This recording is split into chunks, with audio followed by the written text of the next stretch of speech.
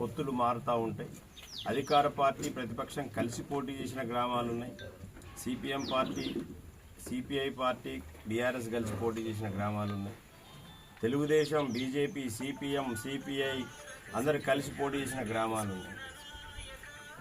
ఇక్కడ ఏంటంటే ఎన్నికలు, స్థానిక సంస్థల ఎన్నికల్లో ఎవరి ప్రచారం వాళ్ళు చేసుకోవాలి. బీఆర్ఎస్ పార్టీ కూడా 2014 తర్వాత ఏ స్థానిక సంస్థల ఎన్నికల్లో, ఎందుకంటే ఆ రోజు ఉపేందర్ రెడ్డి గారు కూడా ఇక్కడ ఈ నియోజకవర్గానికి ఎమ్మెల్యేగా ఉన్నారు. స్థానిక సంస్థల ఎన్నికల్లో ఎమ్మెల్యేలు కానీ మంత్రుల జోక్యం అనేది ఎప్పుడూ లేదు. పోలీసుల జోక్యం అంతకంటే లేదు. ఎక్కడైనా శాంతి భద్రతలు ఉంటే, ఇబ్బంది వస్తే పోలీసులు ఇన్వాల్వ్ అయ్యేవారు.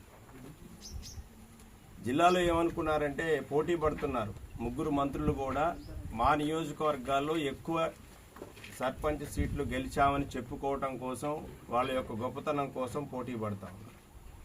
శ్రీనివాసరెడ్డి గారు కావచ్చు, తుమ్మల నాగేశ్వరరావు కావచ్చు, బట్టి గారు కావచ్చు. గ్రామాల్లో ఒక భయకంపితమైన వాతావరణం ప్రభుత్వమే సృష్టిస్తుంది. గతంలో ఎప్పుడు లేని విధంగా గ్రామ పంచాయతీ ఎన్నికల్లో స్వయంగా మంత్రులు, ఎమ్మెల్యేలు ఇన్వాల్వ్ అవుతున్నారు. వార్డు మెంబర్లు పోటీ చేసే వాళ్ళకు కూడా ఫోన్ చేసి మీరు విత్డ్రాగండి, లేదా మీకు డబ్బులు ఇస్తామని ప్రలోభ పెట్టడం, లేదా చివరికి మీరు కాంగ్రెస్ కండవ కప్పుకుంటే మీరే మా వార్డు మెంబరు, మీకు ఇంత డబ్బులు ఇస్తాం, ముట్ట చెప్తామని చెప్పేసేటువంటి ఒక వాతావరణాన్ని రాష్ట్రంలో, ప్రత్యేకించి ఖమ్మం జిల్లాలో క్రియేట్ చేయడం అనేది జరిగింది. ఏ రోజు కూడా, ఎందుకంటే ఎగ్జాంపుల్ ఉపేందర్ రెడ్డి గారు పాలేరు ఎమ్మెల్యేగా ఉన్నారు 5 సంవత్సరాలు. ఏ కాంగ్రెస్ నాయకుడికి ఫోన్ చేసో, ఏ ఇతర పార్టీలకు ఫోన్ చేసి మీరు విత్డ్రాగాడి, నేను డబ్బులు ఇస్తాం, మా పార్టీలో చేరండి అని ఏ రోజు కూడా ఎవరికి ఇచ్చారు. ఒక దుష్ట సాంప్రదాయాన్ని, ఒక చెడు సంస్కృతిని ఈ జిల్లాలో ఈ 3 మంత్రులు, ఎమ్మెల్యేలు కలిసి ప్రవేశపెట్టారు. దానికి తోడు రకరకాలుగా పార్టీ ఎవరైతే కాంగ్రెస్ పార్టీకి వ్యతిరేకంగా పోటీ చేస్తున్నారో వాళ్ళ మీద అక్రమ కేసులు బనాయించడం, రకరకాల ఒత్తిళ్లు పెట్టడం, కుటుంబాలను ఇబ్బందులు పెట్టడం, కొన్ని గ్రామాల్లో రైతులను ఇబ్బంది పెట్టడం, వాళ్ళ గతంలో ఎప్పుడైనా దారులు ఉంటే ఆ దారులు మూసేయటం, లేకపోతే ఇతర ఏదన్నా చిన్న చిన్న ఇష్యూస్ ఉంటే వాటిని పట్టుకొని పెద్ద ఇష్యూస్ చేయటం, ఇట్లా ఏంటంటే గ్రామాల్లో కలజడి సృష్టిస్తే పరిస్థితి ఉంది. దానిలో భాగంగానే ఈ ముజ్జుగూడెంలో నిన్న ఒక జరగనటువంటి ఒక కుట్రకు తెరలేపారు. ఈడ ఓడిపోతున్నామనేటువంటి విషయం వాళ్ళకి అర్థమైపోయింది, కాంగ్రెస్ పార్టీకి అర్థమైపోయింది. ఈడ ఖచ్చితంగా బీఆర్ఎస్ పార్టీ, సిపిఎం కూటమి గెలవబోతుంది అనేటువంటి వాస్తవాన్ని వాళ్ళు జీర్ణించుకోలేకపోయినారు. జీర్ణించుకోలేక ఇక్కడికి వచ్చి ఒక కుట్రకు తెరలేపారు. మా ఇండ్ల మీద రాళ్ళు వేశారు, మా ఇండ్లు బగలగొట్టారు, మమ్మల్ని చంపడానికి హత్యా ప్రయత్నం చేశారనేటువంటి ఒక 3D సినిమా క్రియేట్ చేశారు. చేసి దాన్ని పోలీసు కంప్లైంట్ చేశారు. సరే ఏం చేశారు, పోలీస్ వెరిఫికేషన్లో అది రాంగు, తప్పు, ఇది కాంగ్రెస్ పార్టీ వాళ్ళు చేసింది అనేటువంటిది పోలీసు వాళ్ళ వెరిఫికేషన్లో బయటపడ్డటువంటి విషయం. నేనేమంటున్నా అంటే కాంగ్రెస్ పార్టీ, బీఆర్ఎస్ పార్టీగా అధికారంలో ఉన్నప్పుడు ఏ ఒక్కరిని ఎక్కడ కూడా ఇబ్బంది పెట్టలేదు. ఈ కుట్రకు పాల్పడ్డ వ్యక్తి మీద కూడా SC ST కేసు అయితే స్వయంగా కందాల ఉపేందర్ రెడ్డి గారే కాదు తీసేయండి, అలాంటి కరెక్ట్ కాదు పద్ధతి, నేను ఎమ్మెల్యే ఉండగా ఇలాంటి జరగకూడదని చెప్పినటువంటి వ్యక్తి ఉపేందర్ రెడ్డి గారి పక్కన ఉన్నారు. ఇంకో పక్కనేమో ఎట్టి పరిస్థితులలో వార్డులు, సర్పంచులు ఇనానిమస్ గెలిపించుకోవాలి, ఎంతటి కుట్రలకైనా తెరదివ్వాలని ఈరోజు బీఆర్ఎస్ పార్టీకి వ్యతిరేకంగా కాంగ్రెస్ పార్టీ ప్రయత్నం చేస్తారు. ఇవాళ గ్రామాల్లో ఎమ్మెల్యేలే బెదిరిస్తున్నారు, మీరు మాకు ఓటు అయిపోతే, మేము గెలవకపోతే మీకు పథకాలను రద్దు చేస్తామని ఎమ్మెల్యేలే హుంకరిస్తూ ఉన్నారు. మీ అయ్యా జాగీరా పథకాలు మీరు ఆపేయటానికి? ప్రభుత్వ సొమ్ము నువ్వు ఇస్తున్నావు. మేము ఏ రోజు కూడా చెప్పలేదే ఇక్కడ గొర్రెల స్కీమ్ వస్తే లాటరీ పెట్టారు. మా బ్రహ్మయ్య గారు ఏం లాటరీ తీయలేదు, లేకపోతే ఉపేందర్ రెడ్డి గారు ఆఫీసులో కూర్చొని లాటరీ తీయలేదు. ఇక్కడ ముదిరాజు కుటుంబాలు ఉన్నాయి. ముదిరాజుల్లో బీఆర్ఎస్, సిపిఎం వాళ్ళకే ఇవ్వలేదు చాప్ పిల్లలు, లేదా మోపెళ్లు కానివ్వండి, లేకపోతే వలలు కానీ అందరికి ఇచ్చారు. అట్లాగే డబుల్ బెడ్రూమ్ ఇళ్ళు వచ్చినా, రేషన్ కార్డులు వచ్చినా, ఏ స్కీమ్ వచ్చినా కానీ, కళ్యాణ లక్ష్మి వచ్చింది. కళ్యాణ లక్ష్మి ఈ ఊర్లో కాంగ్రెస్ పార్టీ వాళ్ళకి రాలేదా? CMRF ఈ ఊళ్ళో కాంగ్రెస్ వాళ్ళకి రాలేదా? ఓన్లీ బీఆర్ఎస్ వాళ్ళకే ఇచ్చారా? లేదు పాలేరులో ఇంకా వేరే పార్టీకి ఇవ్వలేదా? ఎక్కడైనా ప్రజాస్వామ్యయుతంగా ఒక లాటరీ పద్ధతిలో బీఆర్ఎస్ పార్టీ నాయకుల సంబంధం లేకుండా ప్రభుత్వం అందరికీ అన్ని పార్టీలకు ఇచ్చింది. కేసీఆర్ గారు ఒక గొప్ప మనసుతోని ఇవాళ తెలంగాణను తెచ్చుకున్నప్పుడు అందరూ తెలంగాణ బిడ్డలే, పార్టీలకు అతీతంగా అందరికీ ఇవ్వాలని గొప్ప మనసుతోనే ఆ రోజు కేసీఆర్ గారు పరిపాలన సాగించారు. కాంగ్రెస్ పార్టీ వచ్చాక ఇందిరమ్మ రాజ్యంలో ఓన్లీ ఏ పథకమైనా కాంగ్రెస్ వారికే రావాలనేటువంటి దుష్ట ఒక తలంపుతోని ఈరోజు పరిపాలన చేస్తూ ఉన్నారు.